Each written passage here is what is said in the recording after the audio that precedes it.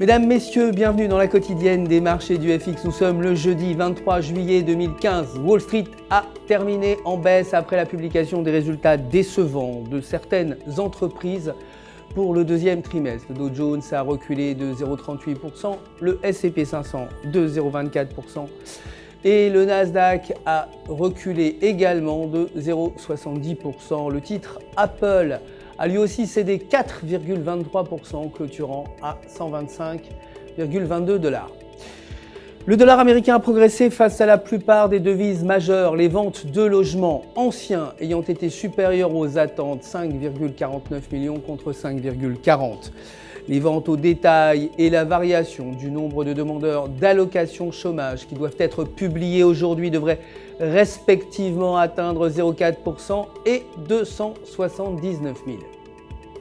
Côté matières premières, alors c'est inscrit en baisse pour finir à 1093 $ l'once. Le baril de brut a reculé pour sa part pour terminer à 49,28 $. Les stocks de pétrole brut s'élevant à 2,5 millions contre moins 4,3 précédemment.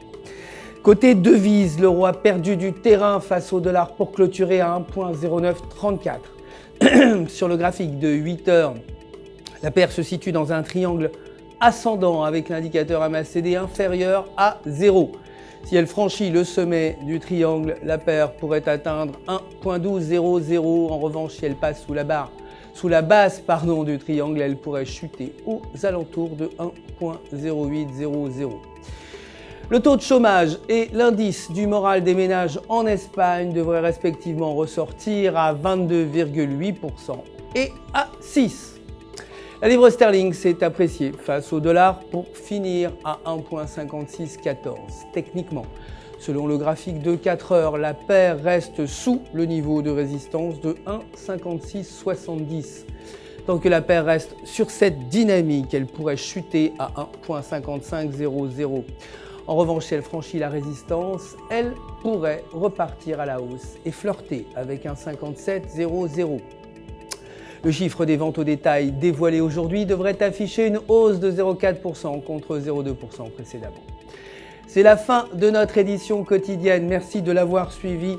Mais vous le savez, je vous retrouve demain matin pour l'actualité des marchés du FX. En attendant, restez connectés avec nous sur www.ufx.com pour tous vos besoins de trading. Un conseiller personnel, vous le savez, est là si vous avez des questions. UFX se joint à moi pour vous souhaiter une excellente journée de trading.